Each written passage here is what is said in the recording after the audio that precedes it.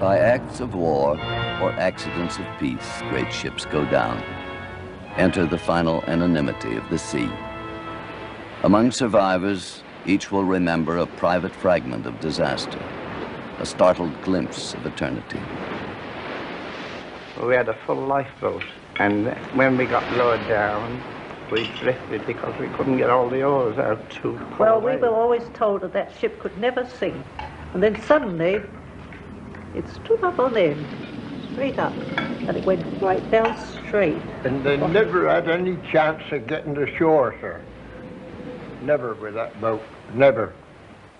And I propose to drink to the Britannic, to the splendid ship that you have been on board, and that had such a tragic fate. To the Britannic. In London, Captain Cousteau greets 8 known survivors of the famed British hospital ship sunk by enemy action in World War I. And we were just served with our porridge, and suddenly there was a big bump. You felt it well? Yes, we felt it, and the ship sort of rose up and came down again. And nothing happened for a minute or two, and then the captain got up and he said, "Ladies, you know what that is. Will you go to your cabin straight away, get your life belts, and get up onto the top deck as quickly as ever you can. Don't waste any time."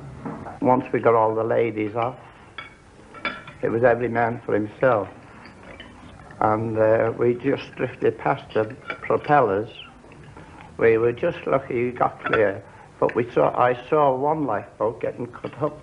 I saw arms and legs go up there. They never had any chance. And if they'd stopped the engines, those people would not have been cut up with the propellers. Was the Britannic torpedoed or did it hit a mine? Which is your opinion? My opinion is she got torpedoed. I say torpedoed because, as I told you before, that on the 5th journey, I saw the submarine. And it was a torpedo, if not 2 torpedoes. It was not a mine. Mrs. Mitchell, what is your opinion? Was the ship torpedoed or did it hit a mine? Oh, torpedo, without a doubt. Without a doubt, torpedo. Thank you. Now you, Mrs. Without a doubt, torpedoed. They Without fired a 2 doubt, of them. torpedo. At least one torpedo, at least. It was a mine without a shadow of doubt. You know what Rudyard Kipling said about war? No. And I read a lot of Kipling. He said, and I think it's the best thing to say about politicians in war. When a war starts, the first casualty is truth. Launched as sister ship to the Titanic, 6 months before World War I, the Britannic is also doomed. Then the largest ship ever built, she will go down off Greece amid charges of wartime outrage a year after being commissioned.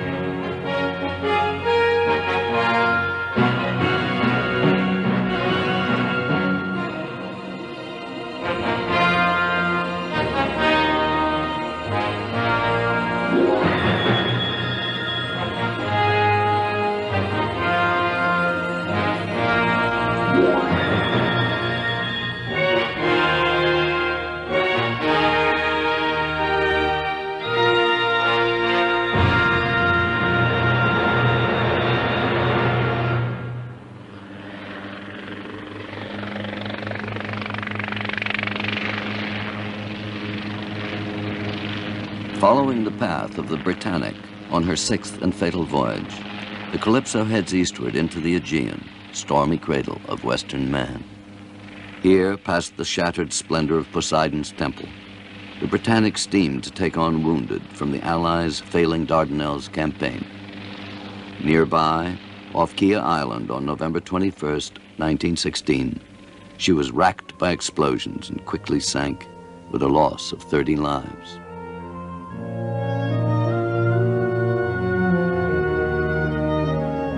For 6 decades, the questions have remained. Was the Britannic carrying war supplies? Whether struck by a mine or a torpedo, how could a single weapon have finished such a supposedly unsinkable ship?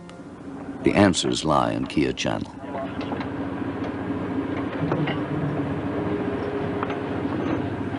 At last on station, at the point indicated on the British Admiralty charts, the Calypso sends a signal aloft, warning other ships in the heavily traveled channel that she will be unable to maneuver. A sonar side scanner fish, covering a quarter-mile path, is lowered to augment the Calypso's vertical echo sounder, and the search begins.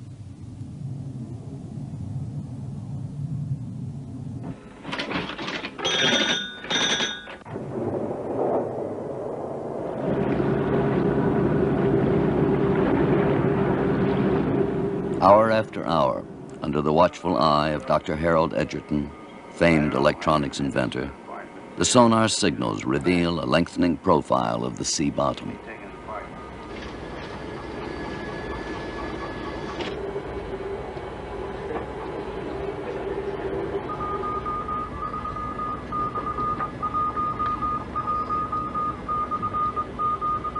As the days pass and the Calypso sweeps slowly to and fro on her search pattern, the graphs and dials give no evidence of the Britannic.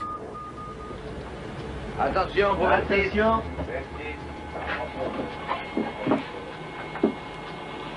Stop. Stop. 260. 260.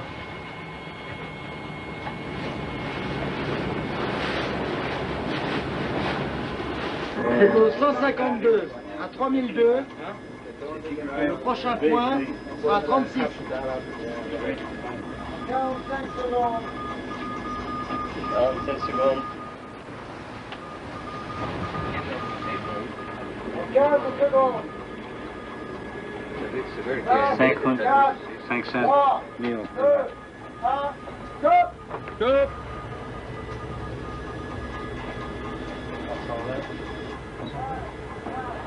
Still no sign. Something is wrong. Puzzled, Cousteau widens the area of search.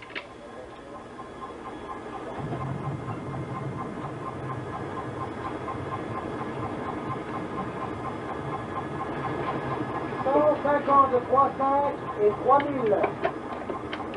150 de 300 et 3000.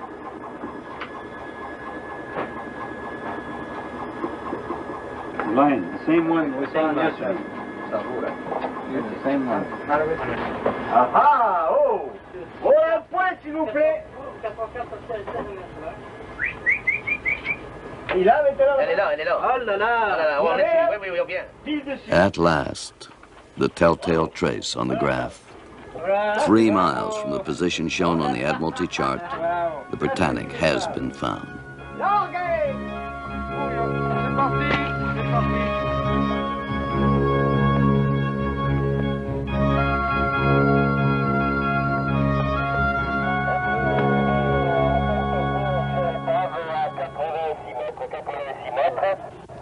D'accord, bien reçu. Il y a beaucoup de mou dans celle-là, il y a beaucoup de mou. La bouée est à l'eau, il y a beaucoup de mou. Hein.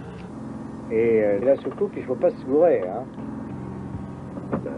In a briefing session with the divers, Cousteau considers the difficulties of exploring the great liner's 50,000-ton hulk, compares it with a scale model of the Calypso's 3.5-ton soucoupe or diving saucer.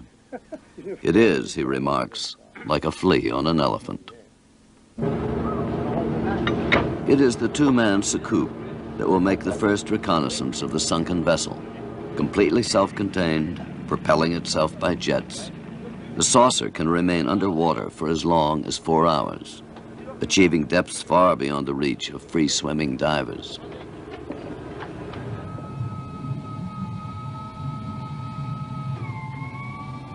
On bottom, the lights of the diving saucer at first reveal only random bits of wreckage. A steel hatch cover, the crushed flotation tank of one of the shattered lifeboats, a broken mast.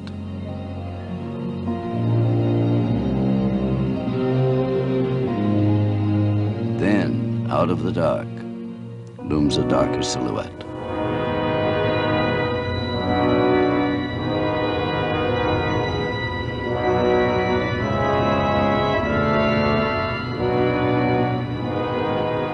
port side, as if in dreamless sleep, lies the immense body of the Britannic.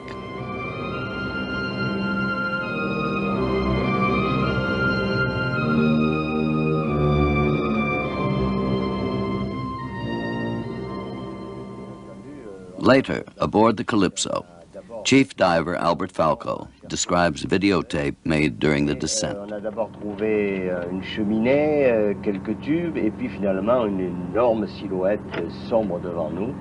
Et là, on était arrivé sur la coque.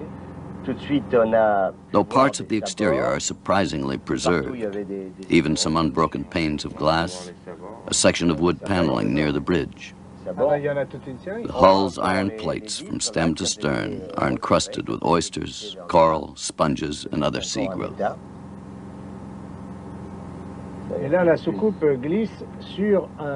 Though some of the huge liner's 2,000 portholes were open at the time of the explosion, it had little effect on the swiftness with which she sank, despite a commonly held belief. Yet in the brief 55 minutes before she went down, calm and orderly procedures effected the rescue of almost all the 1,136 medical personnel and crew aboard. The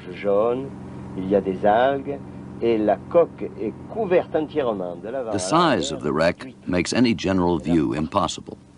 Like a monstrous man-made reef, it rises from sea bottom, 94 feet high and nearly 900 feet long. Alors, pour vous, on ne peut rien voir, on ne peut pas avoir de vue d'ensemble. Alors, ce qu'il faut, c'est descendre, organiser des plongées. Search of its vast bulk for possible war contraband, Cousteau now realizes, will demand the most detailed organization to be accomplished safely. On en aura vite le cœur net.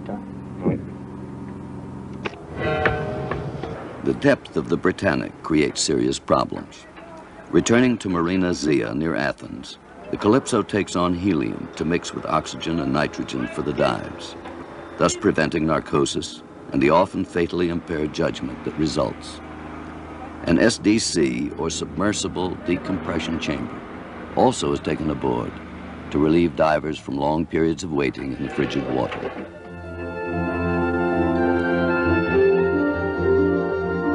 Her decks and holds crammed with special equipment, the Calypso hurries back to Kia Channel.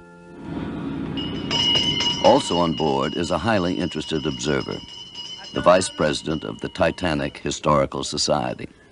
Long a student of ship disasters, William Tantum speculates on causes of the Britannic sinking. What I think happened, I put myself in that man's mind consciously. This area had been swept of mines 2 or 3 days previously. All right? And the submarine should, the periscope comes up and they take a look. The first thing you're going to see is a great deal of people moving around on the deck. And these people are members of the Royal Army Medical Corps, the RAMC. And they wore khaki uniforms, the officers, very similar to the regular Army. The nurses and the orderlies wore a different type of khaki, a lighter khaki. But the officers who were on the first class deck area wore regular military type of collars and hats.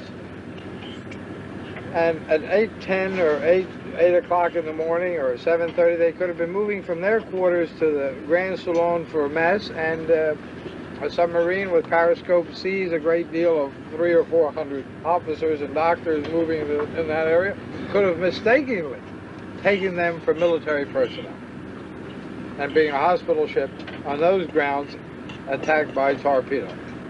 Because this ship is clearly marked. You should see between the number 1 and number 2 funnel, she had a red cross, a green cross that was illuminated at night by 500 bulbs.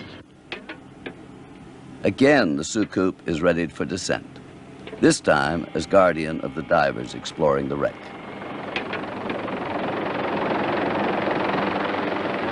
Now from Scotland, a formidable visitor joins the Calypso explorers.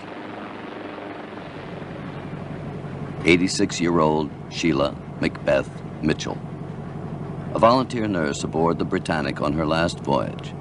Mrs. Macbeth Mitchell still holds sharp, clear memories of that fateful November morning in 1916. Oh, yes, One of the handful of surviving eyewitnesses, she today lives in quiet retirement with her 92-year-old husband in Edinburgh. Yet, invited by Cousteau to revisit the scene of the tragedy after a lapse of 60 years, she was quick to come adventuring. When the machine is in the water, we untie her and she goes free. And she's propelled by jets, water jets. And here on the rear you have a big block of land that is a safety weight in case of emergency only. To drop that and come back to the surface. You see the saucer is going. Now. And there we go. There we go. The diver on top is there to unhook the machine. My father and my three brothers were engineers, and I like machinery. Madam, I would like to know a little more about what happened that day when the ship was struck. Yes? You said you heard a big boom, or...? No. First of all, I went to my breakfast in the dining room. Yes. And I had 2 spoonfuls porridge. And there was a big bang. Oh, you heard a big bang? Oh, yes. Did you take all your things from your cabin? Oh, no. Now, in the little a green knitted bag by my berth, I was just under the porthole. It's a very nice little travelling crocodile my brother gave me. Folds up like a cigarette case. Little alarm and luminous top. If you find it... It's in cabin number 15. It'll be there, and it won't work, but it'll be a nice souvenir.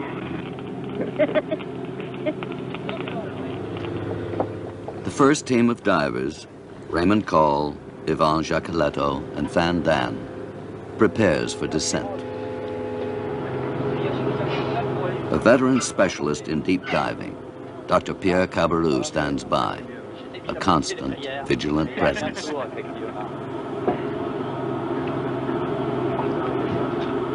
In his heavy, oversized tanks, each diver carries a carefully prescribed breathing mixture of helium, nitrogen, and oxygen, adjusted to the extreme depth of the dive, a formula determined through years of trial and analysis.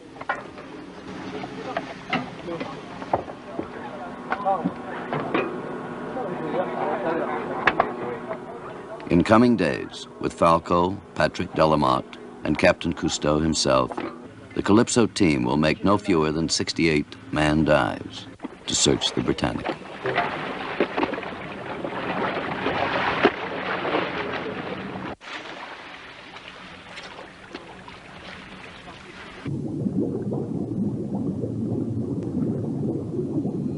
In the depth at which the divers must work, each man is permitted no more than 15 minutes before he must begin the long decompression procedures.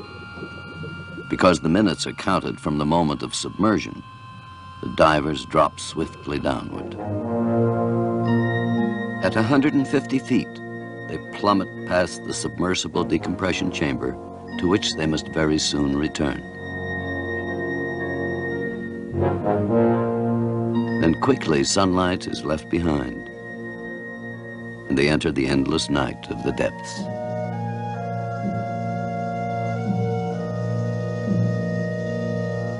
Like a familiar friend in this alien world, the lights of the soucoupe glow in the darkness of the bottom.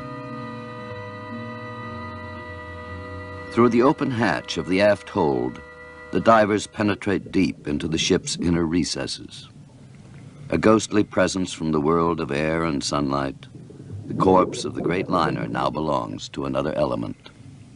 Whatever secrets of past wars or holds contain, they have little meaning here. Now, in the dark, still depths, she has been taken over by other struggles, other occupants. The crab and the sea worm, the algae and the sponge. But the holds reveal no weapons.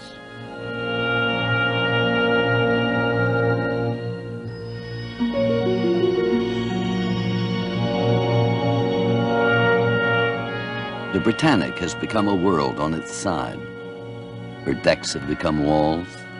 Doorways and portholes gape where floors ought to be.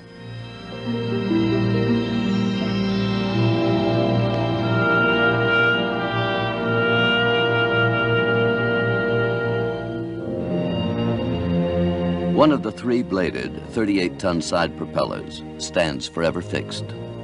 Now covered with sea creatures, the propellers caused almost all of Britannic's casualties. Lifted upward as the ship sank at the bow, the turning propellers drew the lifeboats into the blades, smashing them to matchwood as they struggled to escape the dying ship.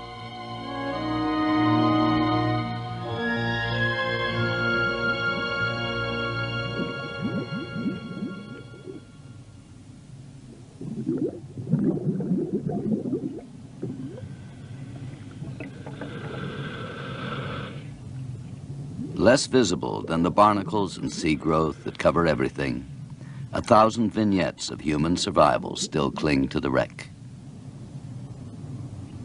The men of one stokehold never told of the emergency, who came to deck to find their lifeboats gone.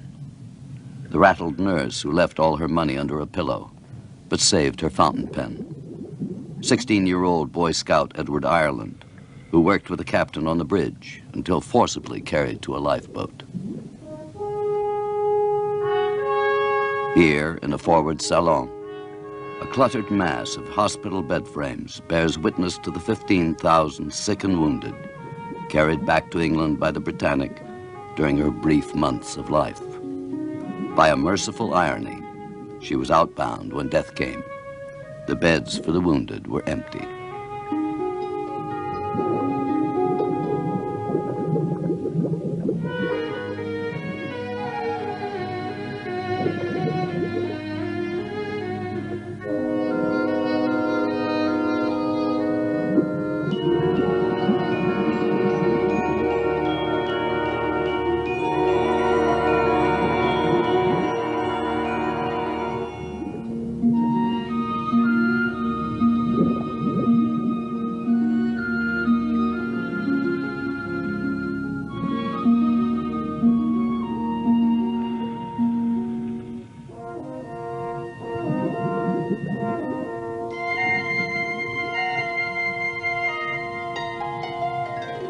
Here at the bridge, Captain Bartlett once fought vainly to beach his sinking ship.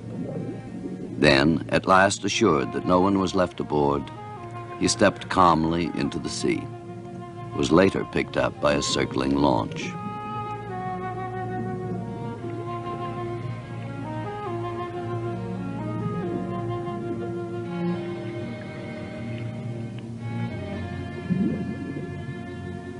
The Shadburn, the internal communication system by which instructions were transmitted from bridge to engine room, is now an encrusted mass.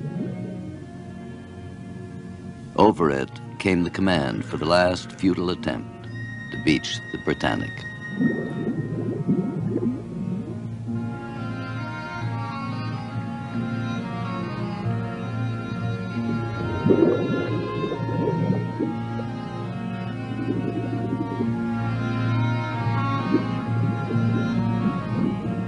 All that remains of the pilot wheel is the brass strap that bound the wood.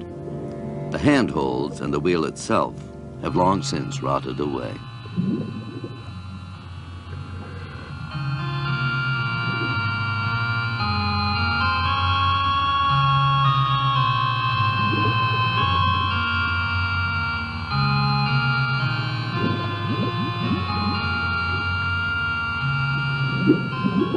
With a gesture of triumph, one of the divers holds up a prized bit of salvage, the corroded remains of the ship's sextant.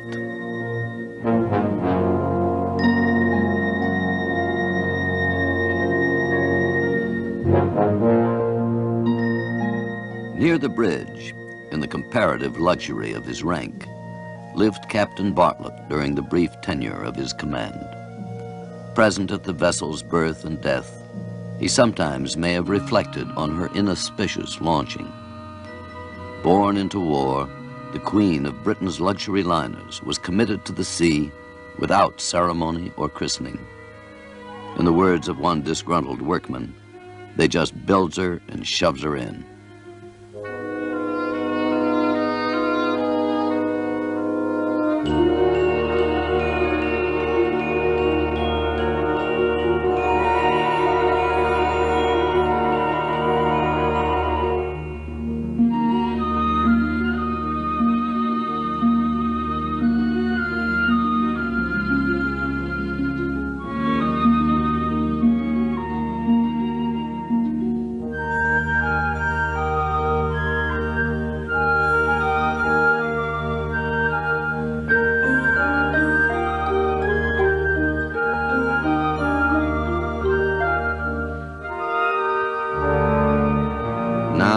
Time is the master.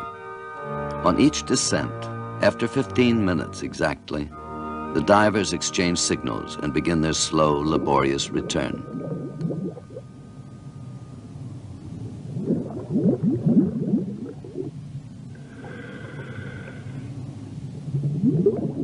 Waiting just above midpoint in their ascent, the decompression chamber offers a welcome sanctuary from the cold.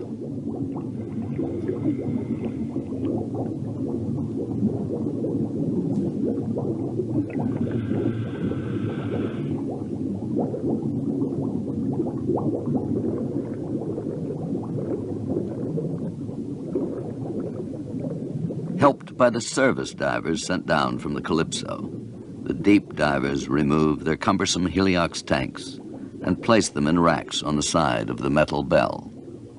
At last, releasing the mouthpieces of their breathing hoses, they glide through the lock at the bottom and enter the relative comfort of the decompression chamber.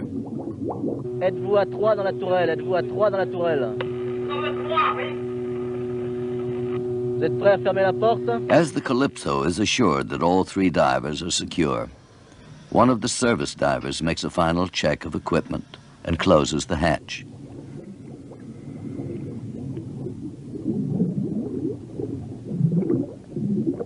Quickly now, the divers begin their final ascent.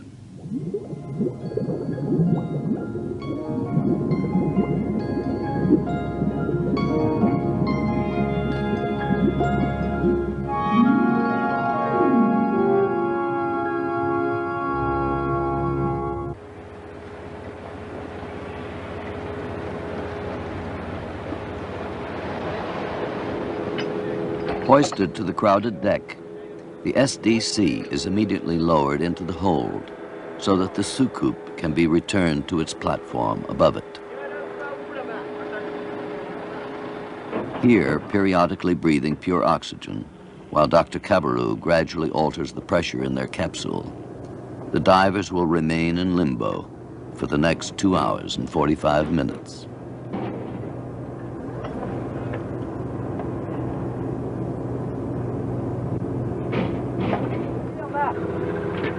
Eagerly, the crew examines the artifacts brought up in the basket from below.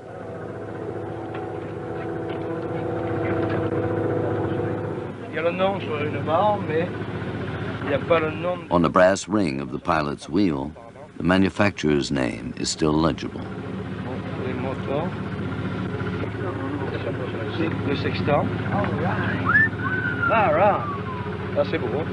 C'est très bon, c'est comme ça qu'on regarde les étoiles. The ship's sextant, it is believed, might still be restored to workable condition if submerged for a time in fresh water and carefully cleaned.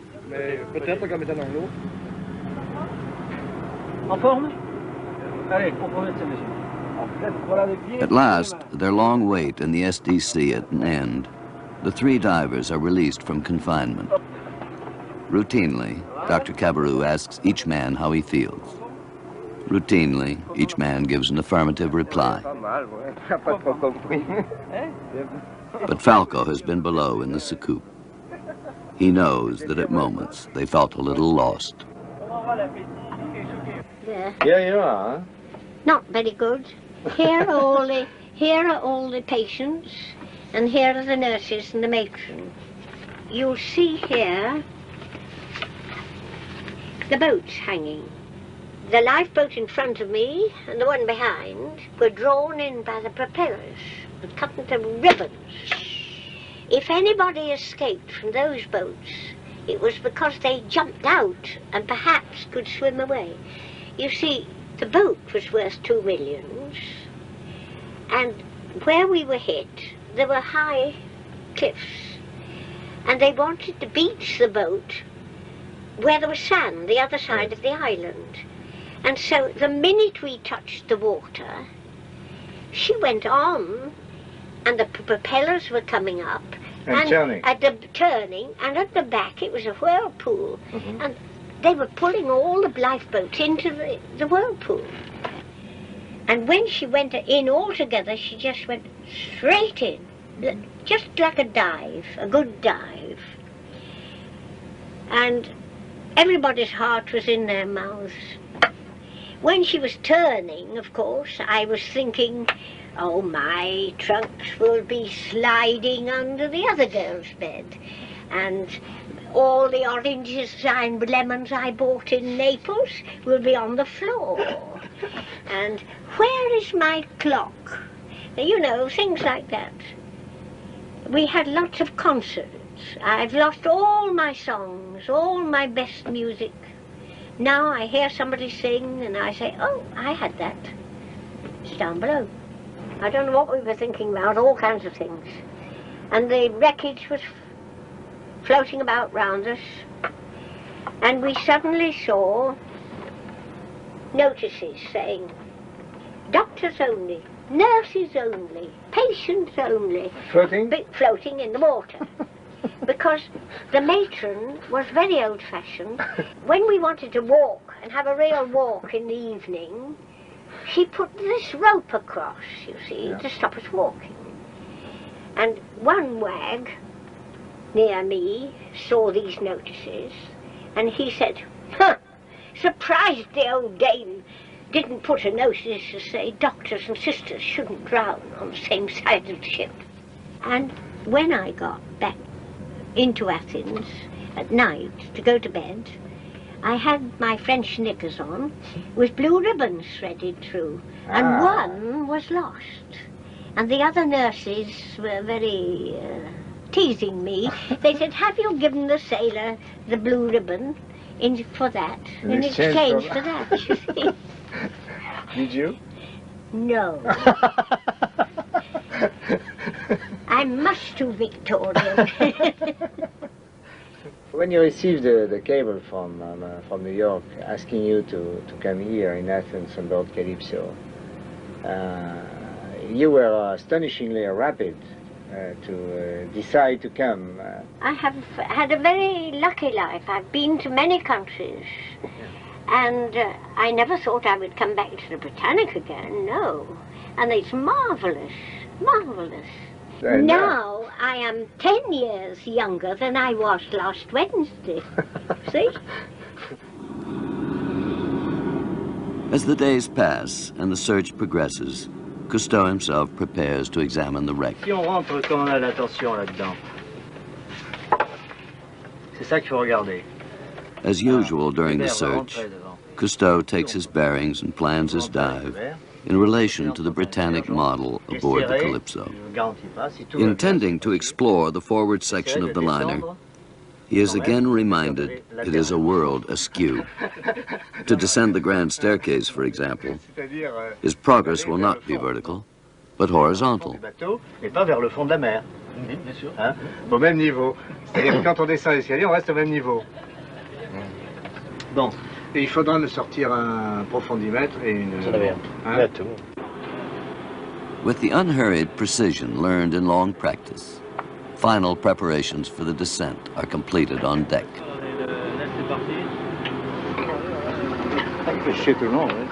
With his diving companions, Patrick Delamotte, and senior team member Albert Falco, Cousteau reviews the catechisms of underwater safety.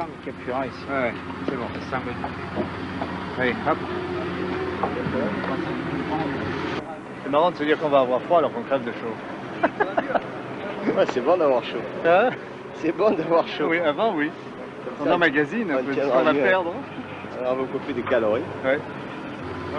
Though their banter is deceptively casual, each knows that they will be working at depths where survival demands utter fidelity to the rules.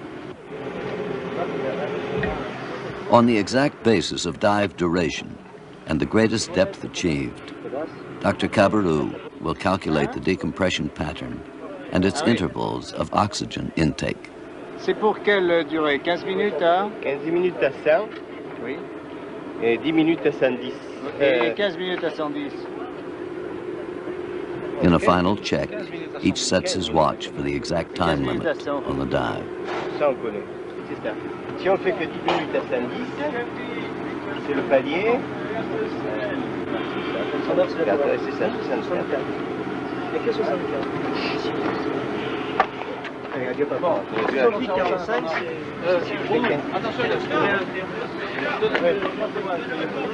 vous êtes prêts, hein, les autres? Papa?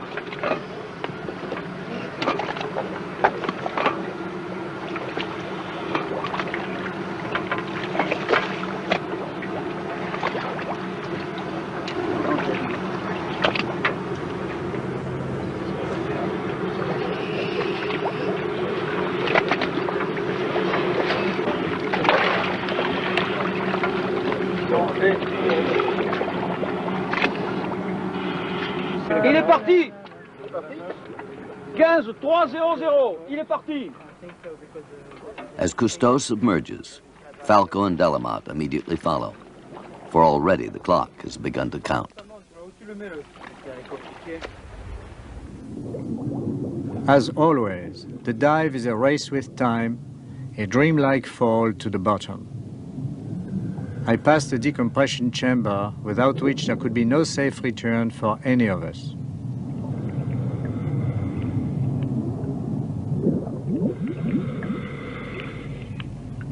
Swiftly, I follow the braided nylon cable downward, and soon drop past the SDC's stabilizing pig iron weight, suspended like a stone in the sky.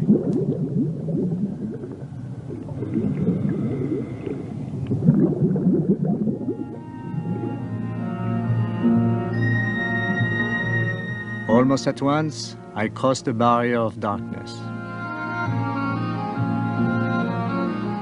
Then, at 180 feet, as Falco and Delamotte overtake me, we encounter the cold, the chill that invades our wetsuits and our spirits. At last, I begin to discern the colossal hulk. My depth gauge indicates 320 feet. It has taken us 6 minutes to get here. In 9 minutes, it is imperative that we begin our return.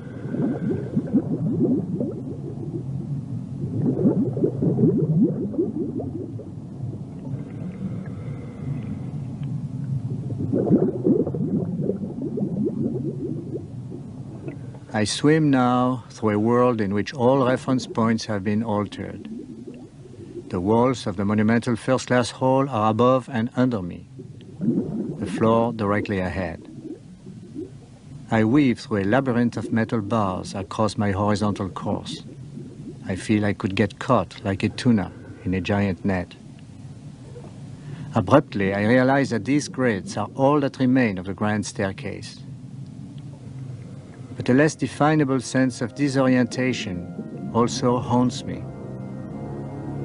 The Britannic's entire career was unintended.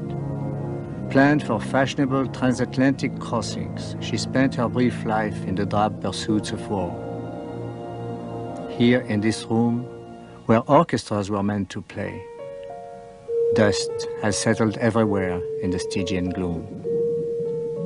History has made a mistake.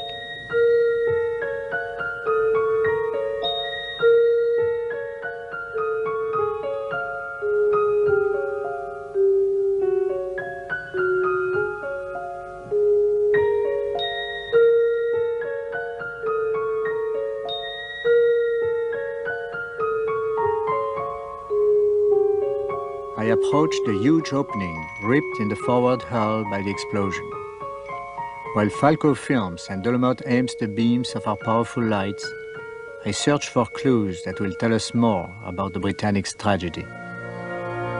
Soon I am surrounded by twisted steel plates and bulkheads, by torn clusters of electric cables and rotted planks. I realize I have penetrated deep into the ship's entrails. Then darkness. I cling to a buckled pipe. My companions reappear and find me. What has seemed to me an eternity was only seconds. I remember the sudden fear, the line by Paul Valéry. A man alone is in bad company.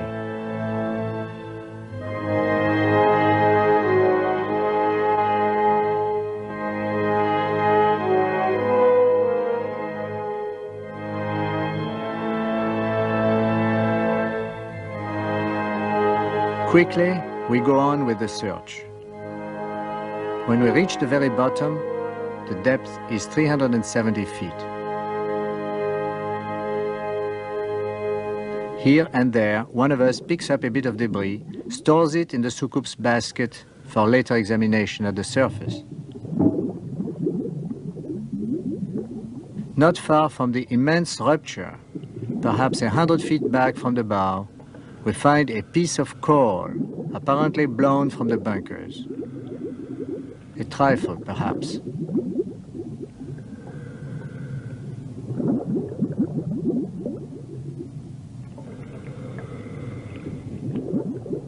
My watch tells me we have reached the end of our short lease of time. I signal my companions. We withdraw and begin our ascent.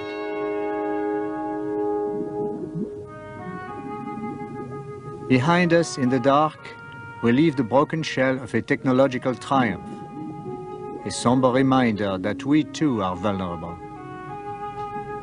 The Britannic was once called as perfect a specimen of man's creative power as it is possible to conceive. She lasted less than a year.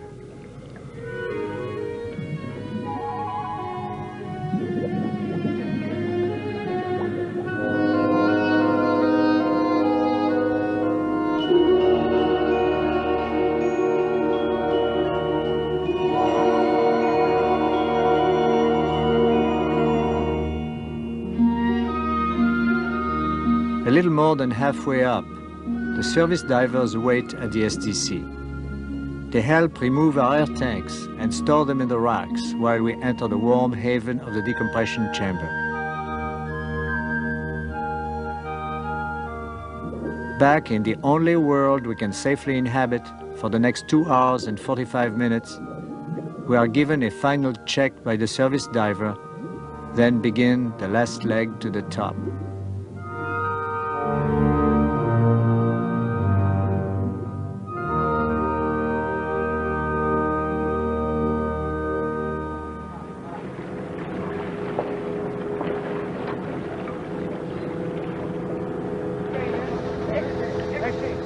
Like workmen at the end of a job, we find ways to spend our leisure. Avec un beau fusil d'argent, avec un beau fusil d'argent, il a tué le canard blanc, il a tué le canard blanc. Il n'y a pas de violette dans le printemps, ni d'amour, ma molette dans les amants. On veut des akouskis par le sang. We make over the intercom a few requests for some appetizers and wine. Oui, d'accord, pour la bouteille, mais pour un verre. Boringly, Dr. Cabarou insists that it is a practical impossibility. Vous avez 1 minute pour arriver à 24. 1 minute pour 24. Instead, he prescribes oxygen according to the prepared tables for the depth we have reached. Vous reprenez les masques. Ah oui, d'accord. It is all very good for us, we agree. But as Falco points out, caviar would have tasted better.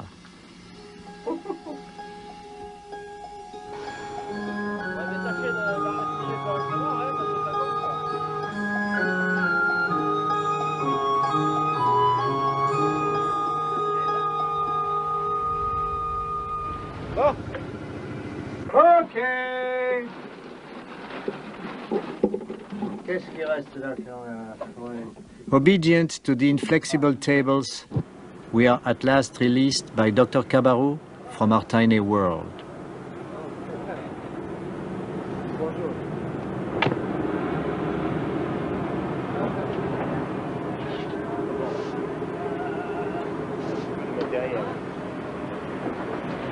Suddenly, the crowded deck of the Calypso seems enormous.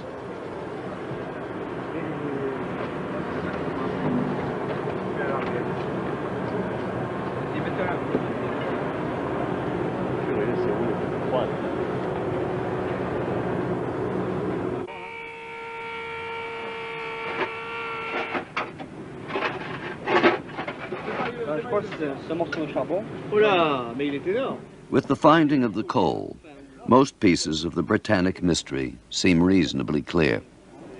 Nowhere have the searchers discovered evidence that the Britannic was anything other than she claimed to be, a mercy-bound hospital ship. Il y en avait d'autres? C'est de l'anthracite, hein? Non, pas de cette taille. C'est de l'anthracite de Cardiff. Ah oui. Magnifique, hein? C'est du beau charbon. Convinced that the rupture in the hull is far larger than could be caused by a mine or a torpedo alone, it is Cousteau's belief that the first explosion ignited the highly volatile coal dust in the bunkers, and thus caused the almost simultaneous and even more violent second explosion that scattered coal outside the hull. I wanted to show you, this is a piece of coal that we brought up from the Britannic. Piece of the coal? The coal with which they were used in the boiler room. From Naples, I think. Probably. Probably. Probably. Il tombe en poussière, hein? Poussière parce qu'il est humide. Yeah. Maybe, do you think that's enough? Oh, sure. Okay. Can I have that little bit? Sure. I'll give a bit to Morphy. Sure. So that's coal from the Britannic. Oh, it's wonderful. Thank you. Lovely. Almost certainly, the Britannic struck a mine. Found later, the log of German U-boat 73 reports leaving a hospital ship unharmed, though the U-boat already had laid mines in Kia Channel.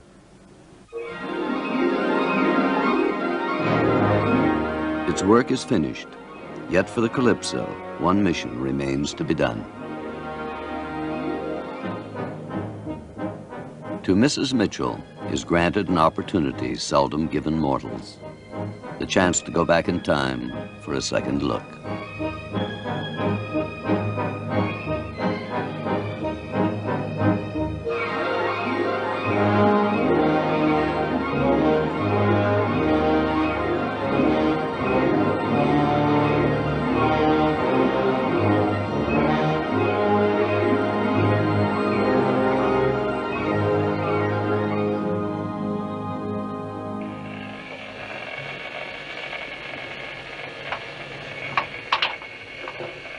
Pas de torpedo cette fois. Hein?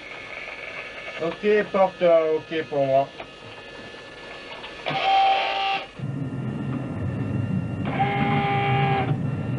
Descente normale pour moi.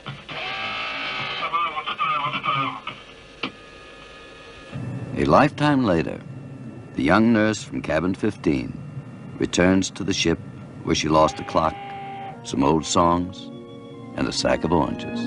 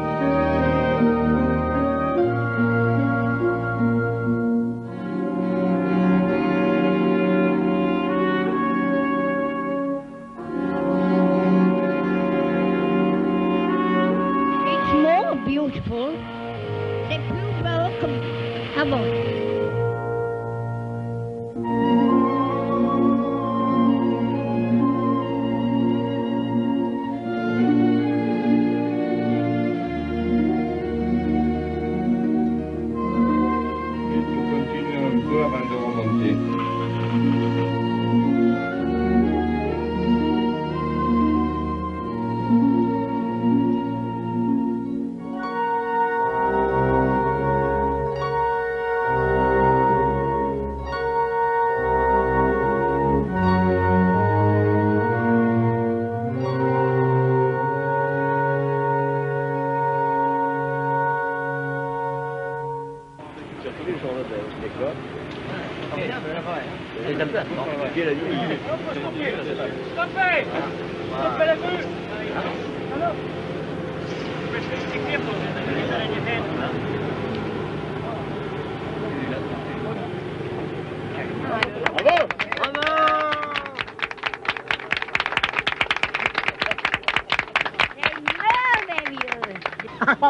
Good. Did you see the ship? Oh, le Britannic, c'est beaucoup plus joli maintenant qu'avant. Ah! C'est plus joli maintenant qu'avant. C'est vrai. Ah, c'est vrai. Et j'ai vu un grand lobster. Lobster. Langouste. Langouste. Il a fait du breathing, watch that. Yeah. Il avait peur. Il avait peur, oui. Oh, peur de la secousse. Lovely, I saw beautiful things. Okay, now we will help you out.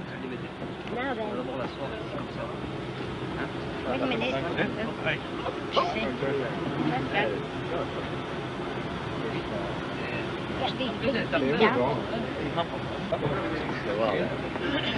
Il faut avoir des skis. Il faut avoir des skis. J'ai rencontré un mari sur les skis. En Suisse. Sur le truc derrière. On this side. That's right. This side. No, the other side. Very good. Attendez, capitaine. Oui. Encore une marche, encore une marche, encore une marche. Et attention, vous arrivez sur le pont là. Voilà.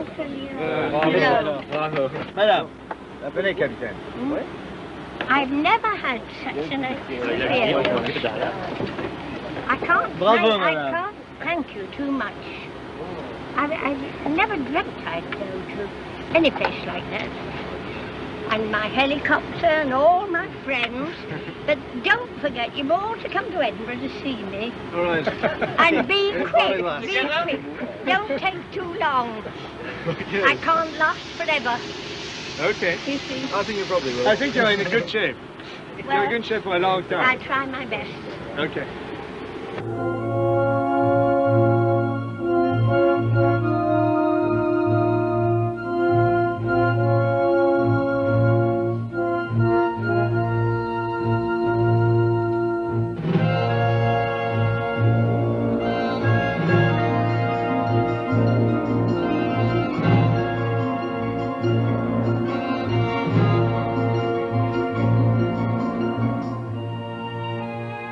Again, Calypso's guest has packed her bags.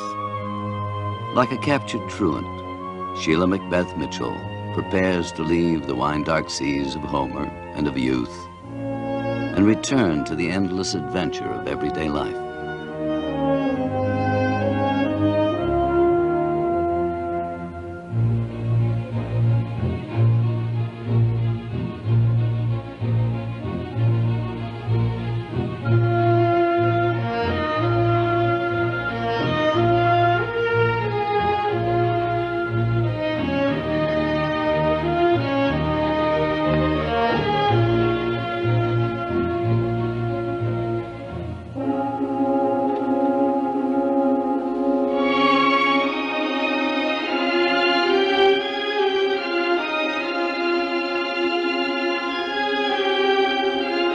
Aboard the Calypso, each has been touched by a bright and indestructible lady. On whatever future journeys she may make, she carries from each a silent wish. Bon voyage, Mrs. Mitchell.